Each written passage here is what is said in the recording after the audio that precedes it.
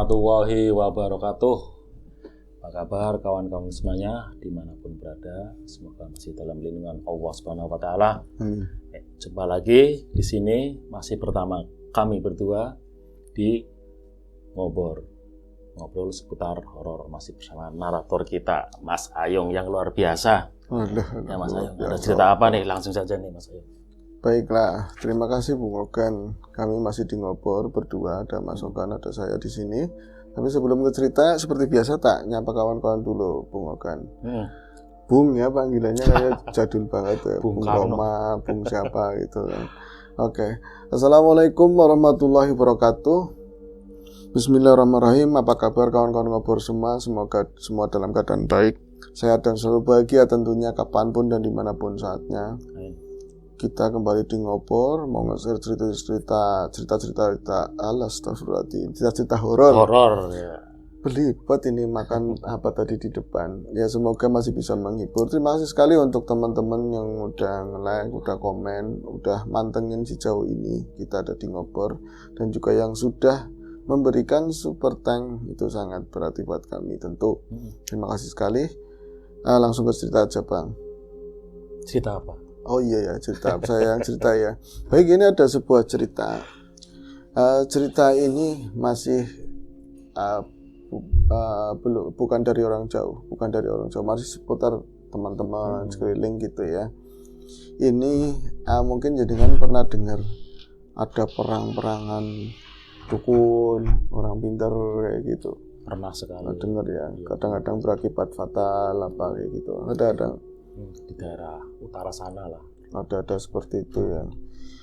Sangat disayangkan banget. Kenapa saya bilang begitu? Kadang-kadang yang dipertempurkan itu perkara kadang hal-hal yang sepele banget gitu loh. Itu aku nggak bicara yang di luar sana itu ada yang dukun santet mana lawan mana, itu enggak, yang deket-deket tapi akibatnya kadang ini sih Mas Ayu, ini sekitar itu aja ya. Kadang yang pernah ketemu sama pelakunya itu kan, itu sendiri kadang lebih ke apa sih masalah apa ya, harga diri kan seperti gitu itu. Kadang merasa aku digimanain itu kan, sebenarnya kan itu cukup dengan maaf aja kan cukup, tapi kadang terlalu jauh mungkin seperti itu. Eksekusinya terlalu jauh ya, sampai melibatkan perkara-perkara kegoiban seperti itu. Jadi sekitar kurun waktu sekitar 3 tahun yang lalu lah waktu itu. Ini cerita aku ngalamin sendiri, melihat sendiri siapa teman-teman yang ngalamin itu gitu kan. Jadi sekitar 3 tahun yang lalu, mungkin aku belum di ngobor kali ya, atau baru awal-awal di ngobor. Terus waktu itu channel satu lagi Nilai Luhur juga masih belum dibikin, belum dibuat.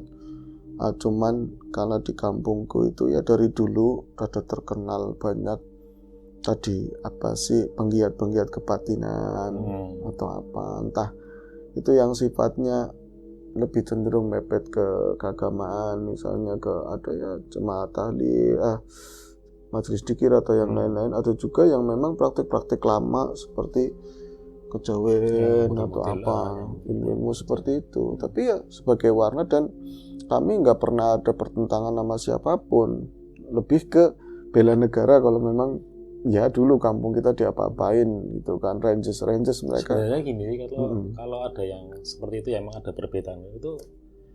Kalau dilihat sisi baiknya lumayan kaya berarti. Benar. Budaya kita ya Mas ya. Iya, malah kadang orang-orang dari luar, desa-desa luar, banyak di luar kota, tahu-tahu kirain tamu ternyata berguru sama siapa gitu kan. Ya udah, kita nggak ada persinggungan apapun, cuman kemarian kayaknya pergeserannya setelah bukan kita menjustifikasi bahwa kemajuan teknologi terus dunia internet jadi berimbas pada hal yang seperti itu, jadi nggak baik. Tapi kayaknya jadi kayak ada persaingan yang tanpa ini loh. Iya, setelah itu ya. Setelah itu, kalau orang-orang dulu penggiat-penggiat kayak gitu tujuannya satu, lebih supaya mendekatkan diri sama yang punya hidup. Banyak hal yang dipelajari tentang kehidupan, tentang gimana bijaksananya kita tahu goib, Gusti Allah Maha Goib, seperti itu Bang. Tapi kalau sekarang lebih ke gagah-gagahan, apalagi kemarin saya langsung ngomong ini ya, ada pesulap merah, ada ini pernyataan yang begini-begini, itu aku juga nggak srek gitu ya, nggak lebih srek. ke ini sih kalau mereka sih tak lihat lebih ke komersil sih Mas. Iya, lebih jalurnya ke situ, terus diupload, dikeluarin di depan umum seperti itu. Akhirnya mungkin sedikit banyaknya menginspirasi atau apa, bahwa orang yang punya hal semacam itu merasa dirinya hebat atau merasa nggak mau disaingin sama yang lain atau apa. Di 3 tahun lalu aku pernah duduk sama kawan-kawan. Di situ ada teman-teman aku nggak disebutin, mungkin kawan-kawan juga banyak tahu ya, teman-temanku yang biasa di Nasur siapa. Terus kedatangan seorang tamu itu datang, memang pertamanya awalnya ya sopan biasa dan kita juga kenal. Cuman kalau aku pribadi kan rumahnya agak jauh, bukan di rombongannya Mas Tommy atau Bro Toying ya. Aku agak jauh, rumahnya itu seberang kulon, nyebrang kali, masih di pinggir sawah juga. Nah, aku datang agak terakhiran, ada seorang pemuda ya usia kami lah datang ke situ. Cuman ini kayaknya aku nggak pernah lihat, udah lama sekali, mungkin ada 10 tahun. Ini kalau nggak salah, ini kan umurnya lebih muda dari aku gitu. Cuman kalau dilihat dari mukanya, kayaknya kecilnya yang namanya ini, orangnya daerah ini. Ternyata benar. Cuman sudah tukul tumbuh, itu badannya jadi gede tinggi, gitu. Ganteng juga sih. Cuman dari cara dia bicara, kok mistik semua dalamnya. Dan dia kayak soalnya tahu semua hal dan semua. Mungkin ini Mas Ayung. Iya. Dia itu tahu mungkin teman-temannya Mas Ayu, yang sekitar kita diajak kita mengajak bicara sama siapa, mungkin akhirnya dia pengen menonjolkan diri bahwa dia itu tahu. Iya, kadang betul. Cuman kan kalau kedewasaannya seseorang kadang-kadang kan kita rendah hati ya, bukan rendah hati. Kalau ini bisa congkak banget, tudang-tuding ke arah kita yang mungkin lebih tua secara umur gitu ya. Kok nudang-nuding, terus saya nggak ngerti apa-apa diomong. Ini begini, katanya, motornya Supra. Oh gitu. Lucu sekali kan, motornya Supra, di mana-mana itu bawahnya udah Fortuner, udah apa, begitu. Coba bodoh lah itu. Iya, saya celingukan, tapi mukanya ke arah saya, melihatnya. Aku kan ngomong, yang nyenggol, teman-teman yang nyenggol, itu lagi ngomongin kamu. Teman ngomong secara batin gitu, itu lagi ngomongin kamu. Aku pas nengok ke arah motor kepada, emang aku motornya Supra. Ya siapa yang siapa juga orang pintar. Kalau bawain horor iya, ya kan. Harusnya itu Mas Ayu, cuman ini masih ada lagi tuh kuda. Iya, padahal di belakangnya ada buruk segala macam ada. Cuman ya waktu itu aku juga nggak tersinggung. Tapi ini orang dalam rangka apa? Dalam rangka apa kok ngomong seperti itu?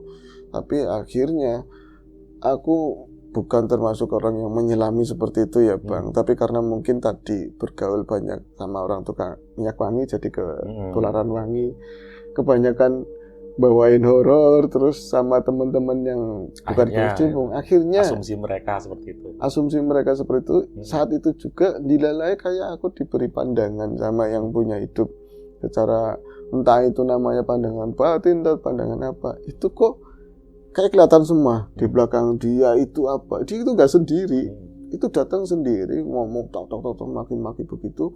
Tahu-tahu aku kok orang ini attitude-nya nggak bagus, cara penyampaian dia conversation ke teman-teman, ngobrolnya kok kayak orang lagi mau ngajakin tarung. Dia satu, kita berempat bertamu nggak seperti ini. Pas aku lagi ngerasa nggak enak itu, kok di belakang ada yang nampak. Itu bukan cuma dia seorang. Tadinya kayak awalnya semacam bayangan-bayangan putih di belakang dia duduk. Kesananya kan, iya, belakangnya itu kan kebun. Kesana udah kebun luas begitu ya. Mas Liam juga tahu lokasinya. Jadi belakangnya kayak pohon-pohon begitu dan gelap kesananya. Di depan pelataran itu gelap. Di belakang dia itu kayak ada semacam, pertamanya kayak putih begitu, kayak semacam lingkaran. Ini pindah-pindah kayak sosok, tapi sep itu di belakang. Ya bagus lah kalau misalnya dilihat dari sisi kamera itu keren. Aku juga, ini aku ngeliat apa tuh tumben-tumbenan.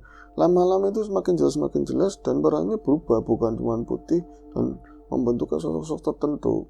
Dan itu ya amit sewu, nggak indah sama sekali Bang. Lebih ke sosok yang serem-serem dan bertolak belakang dari apa yang dia omongin dia.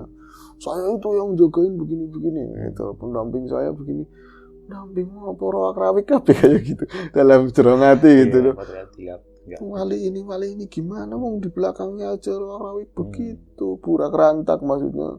Sosok-sosok yang enggak banget, nah yang antagonis lah modelnya seperti itu. Akhirnya dia ngomong semakin manteng, semakin kasar. Kita enggak ngeladenin cuman iya tamu ya disuguhin wedang, lama-lama itu muncul kayak sosok semacam ular besar banget, semacam ular besar banget itu. Tata itu datang dari mana? Jogrok kayak kepalanya itu mayungin dia sendiri, tapi buntut sama badannya itu entah berantah ke kebun sana lah. Itu kayak benar-benar mau nyerang dari salah satu kami begitu, serang. Terus mungkin salah satu teman kita itu akhirnya bukan nggak sabar ya, ini emang harus dihentikan. Ini nggak bagus. Mau pamer ilmu apa kayak gitu loh. Wong mertamu ya ayo kita bertamu. Kalau situ latihan kebatinan, di sana latihan kebatinan. Ya dari dulu juga di sini kampung ini emang begini. Dari beberapa desa banyak berpusatnya di sini. Akhirnya tanpa dia sadari itu semua yang di belakangnya itu dilempar-lemparin Bang sama kawan-kawan, diikat dengan sedemikiannya lah. Kalau dimasukin ke akar itu susah. Jadi di sana nun jauh di sana ada mungkin 100 meter atau 50 meter itu ada ranggon kubuk dari bambu, dari papan begitu ya. Di sana ada tiang listrik yang udah miring, condong, tapi masih aktif.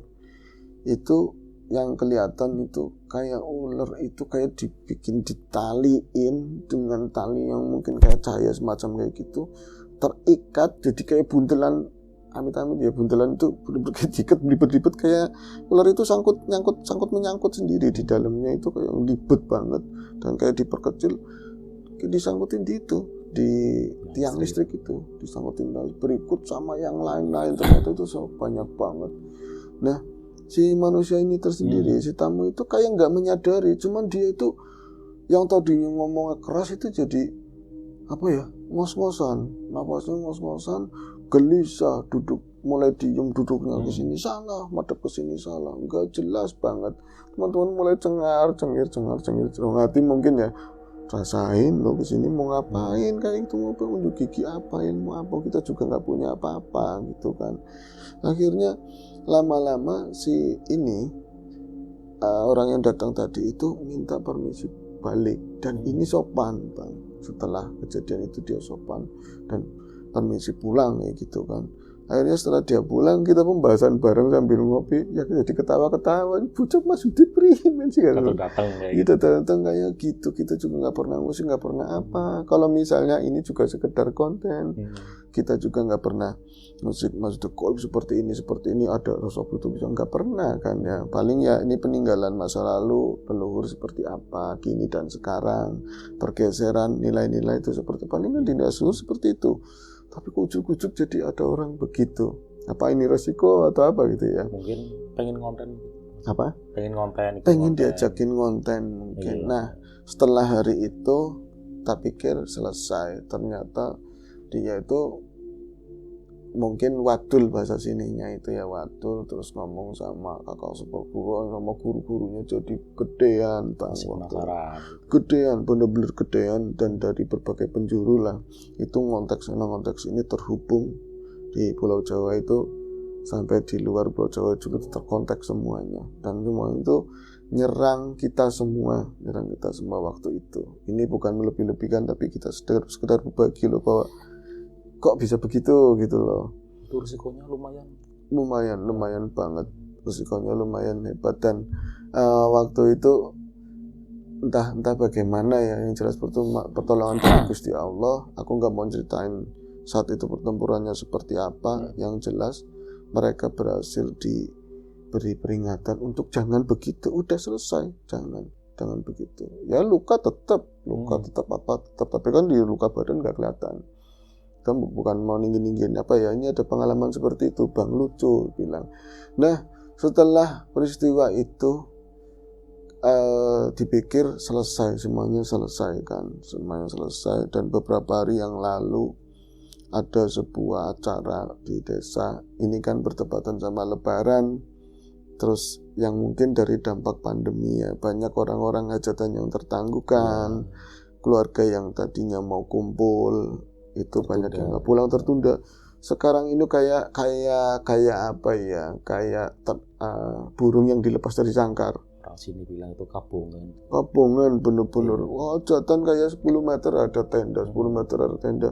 Bingung, undangan semua kan begitu. Imbasnya ke kita. Asli, kita nggak ngerti apa-apa. Lumayan. Apa nggak seneng dapat undangan, apalagi nggak punya duit, iya kan? Ampun. Jadi di kota nggak begitu macet, di kampung macet, banyak orang jalan ke sini tutup sini ketutup. Lucu ya. Akhirnya ada salah seorang nikah di situ, dan orang tersebut ada kaitannya sama yang pemuda yang kemarin itu datang 3 tahun yang lalu itu. Nah itu nggak keterdeteksi sama kita, dan kita nggak mikirin banyak yang lebih penting. Baru lagi ketemu saudara, ketemu siapa kan, masalah Lebaran. Ternyata dari pernikahan tersebut kumpullah orang-orang yang dulu pernah, bahasanya itu ngerusuhi kita loh, musik-musik kita itu kumpul. Dan dia itu masih menyimpan dendam, Bang. Masih menyimpan dendam, dan ini kali kedua harus penghancuran untuk kami-kami kayak gitu.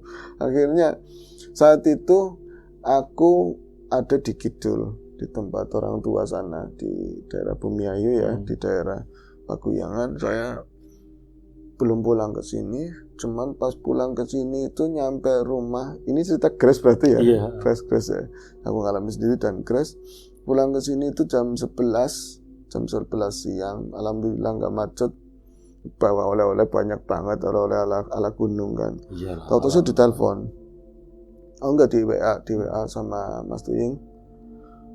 Bung sini, cepetan gagian sini ya, bahasanya gagian cepetan sini. Kenapa emang? Ini saudara kamu tepar katanya. Saudara kamu tepar. Ada salah satu dari kita itu tepar. Tepar apa? Cepetan, serius, ini nggak bercanda. Aku baru pulang nih, masih capek. Bayangannya itu masih kendaraan semua di mataku, hanya bis sama tronton sama pemotor ini masih wang.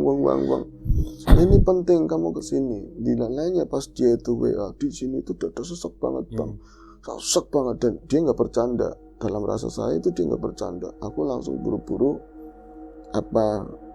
ganti baju, jangan kayak orang nyadran itu kan ceritanya rapi, biasa jadi aslinya lagi, celana pendekan lagi, yang biasanya baju koko, iya, jepitan lagi, yang penting cuci muka. Pas sudah nyamperin ke sana, nah aku kan nggak ngerti di situ ada kawinan, ada orang menikah yang ini di prank atau gimana? Kok banyak orang lagi acara mantenan yang bener-bener apa sih ini namanya, tumplek ponjen apa ya? Iya, tumplek ponjen. Ya kayak gitu, lagi rame banget. Jadi pajangan jejeran. Aduh, orang rame begini gimana sih? Akhirnya kalau pusing nyariin Mas Tuyung juga nggak ada. Aku akhirnya improv, tempatnya Protomi aja, main ke sana. Saya ngomong tadi di WA begini-begini, tapi kok nyampe sana ada orang kawinan.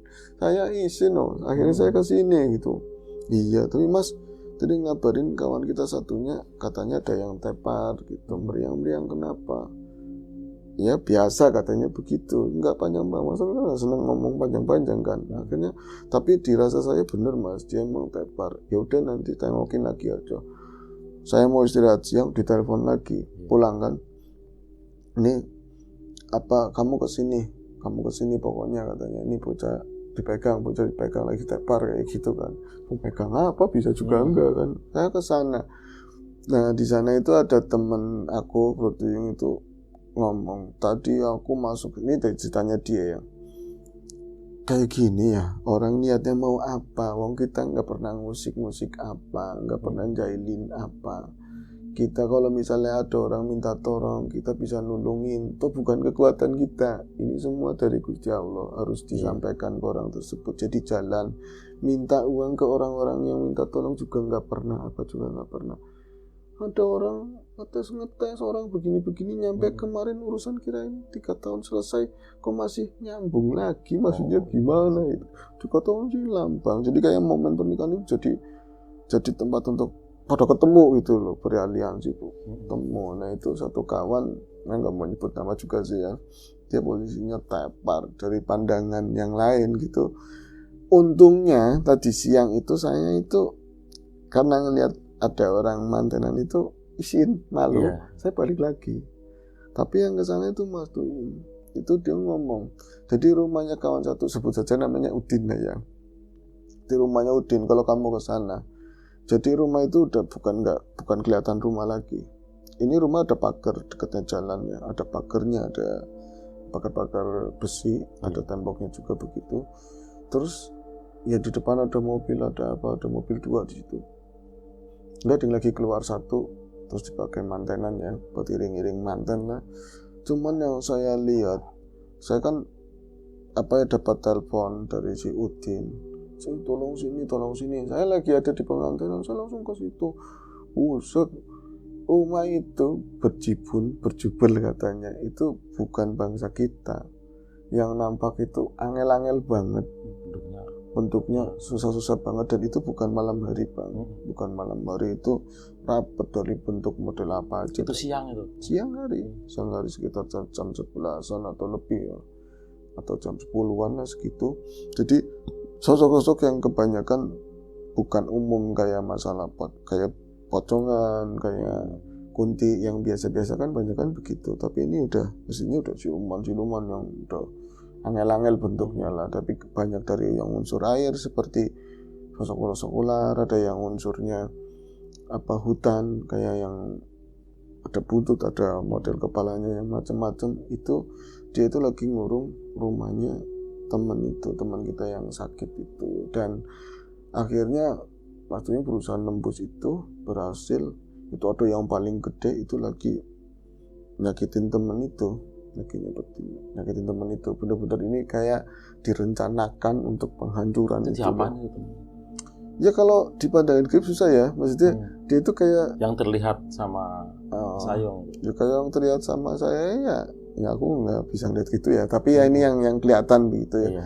Dia ya tertusuk berbagai macam, terikat benar-benar. Soalnya teman ini lagi ada banyak masalah juga di kehidupan hari-hari gitu loh. Jadi kalau orang lagi banyak masalah, lagi pusing, lagi banyak sedih mungkin, hal-hal serangan-serangan yang gitu di luar itu lebih cepat Bang, lebih cepat masuknya, lebih rapuh lah kayak gitu. Jadi teman kurang kontrol, jadi ada serangan tapi nggak begitu ngerespon langsung, jadi fatal masuknya. Jadi udah kayak kekunci semua.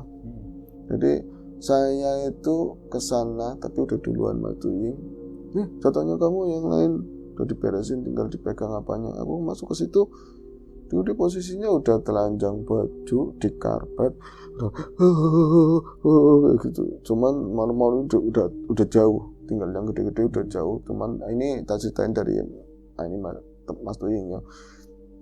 Itu udah ngumpul semua, kata kalau manggil aku kadang-kadang udah ngumpul semua, itu satu yang gede udah ke pantai. Kok bisa ya kayak gitu? Ya wis, ini nanti nungguin teman satu lagi, nungguin Botomi, nanti putusannya gimana kayak gitu. Ini tak sengaja langsung di ngobrol biar yang nonton langsung juga paham. Ya, karena memang buat apa gitu loh, buat apa yang seperti itu. Terus akhirnya dipeganglah, diajak ngobrol, walaupun itu secara batin, secara goib yang macam-macam. Kita teman ya bercanda. Dohirnya yang dikuatin. Ini banyak jajanan kayak gitu, metang-metang. Yang tadi ngapain aja aku bilang gitu. Rame banget begitu. Saya aja nyampe, kok bisa berdibun kayak gini. Nah yang paling fatal ternyata bukan cuma yang kena teman. Jadi ini secara serangan sporadis dadakan dan kayak terpeta, kayak terencana, terkonsep. Itu yang kena teman si Udin. Kalau bapaknya udah meninggal, ibunya, kakaknya kena juga. Jadi dohirnya itu sakit semua.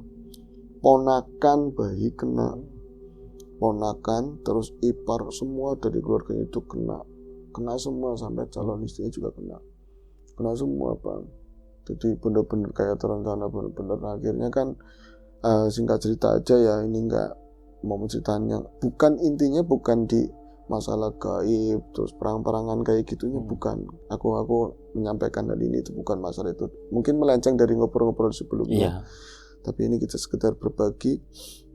Itu akhirnya ada mandat khusus lah, kita udah dapat perintah bisa diselesaikan dan keadaannya membaik alhamdulillah semuanya. Dan yang berbuat ya harus nanggung jawabin begitu kan. Dan yang harus nanggung jawabin dan semoga ini yang terakhir, jangan lagi-lagi begitu. Itu kenapa nyerangnya cuman temannya Mas Ayung, bukan ke jangan ke saya Bang. Saya udah terlalu banyak serangan pusing baru dewir. Undangan ya. Udah serangan undangan dari tetangga kanan kiri yang mau nikahan mau apa itu kan udah serangan semua. Segini sekian, ini sekian. Kalau nggak datang nggak enak begitu. Walaupun kita nggak ngutang kan. Sama kita. Iya. Cuman kenapa pertanyaannya kayak gitu ya karena satu temen itu yang paling lagi ada beban pikiran tuh banyak. Saya kan bilang dari awal tadi lebih muda, lebih rapuh. Kayak misalnya gini, ini kita berbagi lagi ya. Ibu-ibu sama bapak-bapak misalnya pasangan muda, orang tua dulu bilang gini, jangan keluar sore, udah mau maghrib, sandakala gini. Yang kena sebenarnya bukan bocahnya, bocah itu ya bersih. Yang kena ya ibunya, ya bapaknya, kadang-kadang begitu. Cuman kan karena ibunya yang kena, anaknya yang ngelihat ya rewel, lihat ya kayak gitu. Kayak gitu loh Bang. Kalau misalnya anak kecil kan masih bersih, masih apa digangguin sih tetap ada yang gangguin anak kecil. Tapi kalau misalnya kena kayak gitu, banyak kan orang tuanya. Nah, kemarin ada kasus juga seperti itu. Gimana mau nenen, gimana dideketin, jauh dari ibunya nangis, ditetain nggak mau, digendong ibunya nggak mau, gimana mau netain orang. Gampangannya itu bangsa halusnya itu masuk di tubuhnya ibunya. Sedangkan anak yang polos tuh lihat, iya, ya harusnya bersihin bukan di bocahnya, orang tuanya dibersihin, kayak gitu. Punya kesalahan apa, melanggar apa seperti itu. Makanya ini cerita nggak panjang, cuman pengalaman yang terjadi kemarin crash banget. Alhamdulillah bisa selesai dan teman di Udin bisa sehat kembali. Sama keluarganya juga. Sama keluarganya, udah dibuang-buangin semua. Adanya cerita seperti ini, aku sengaja buat yang nonton dari balas enggak? Hah? Balas. Biarlah. Kita apalah kita kalau kita kayak gitu balas lagi ya sama aja. Cuman kan sama dia. Iya, maksudnya buat apa yang seperti itu dari dulu Indonesia ya khususnya banyak budayanya, terus kita juga ngelepas dari budaya-budaya masa lalu ya ada klinik, ada kebatinan, ada itu semuanya warna, semuanya ujung-ujungnya mau kejawen, mau dari yang pendekatannya secara agamis juga untuk mendekatkan diri pada yang kuasa, bukan buat gagah-gagahan. Ya. Kita yang menyikapinya. Iya, bukan buat seperti itu. Makanya miris dengan adanya hal kayak kemarin, rubuh masih dikatakan masih dendam lagi. Lu buat apa? Kecuali misalnya kayak kemarin pesulap merah tuh disiarin di YouTube atau di TV itu masih ada yang nonton, ada dapat duit itu. Ini kan kagak Bang. Dapatnya apa gitu ya? Dapatnya Gengsi lucu. Iya, makanya ya sangat disayangkan banget. Tuh hati-hati lah kita. Mungkin penggambaran gini sih. Ego lebih besar daripada ilmu, mungkin seperti itu ya? Bisa jadi ya. Iya. Wong kayak kita ibadah kayak apa? Buahnya juga kan akhlak. Buahnya kan akhlak. Kita bisa ke sana akhlaknya baik apa enggak, bukan masalah. Yang lain jangan terlalu jauh dah. Yang jelas hari ini aku menceritakan peristiwa yang terjadi beberapa hari yang lalu dan ada sambungannya sama peristiwa 3 tahun yang lalu. Dan mungkin di luar sana ya teman-teman juga pernah ada yang mengalami hal seperti itu. Dan kalau ditarik benang merahnya nggak penting banget sebenarnya. Ya gitu loh, sangat disayangkan. Itu aja lah. Ya kita sekedar berbagi aja Bang. Ya.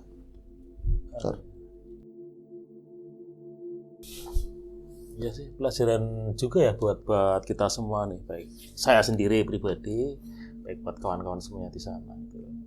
Kan intinya di sini kalau apa sih belajar sesuatu ya. Sesuatu. Memang apa ya, kita harus menaklukkan diri kita sendiri nih. Betul, yang paling besar harus menaklukkan diri sendiri. Kalau kita masih punya ego besar kayak gitu ya mungkin merasa aku merasa pengen tak terkalahkan seperti itu ya Mas Ayun. Betul. Dan sebenarnya untuk cerita seperti ini Kalau menyangkut kawan-kawan seharusnya aku izin dulu sama mereka, tapi tak tembus izin itu. Moga-moga mereka juga bombong, nggak apa-apa dibawain di Tapi nggak apa-apa sih, efek baik nih.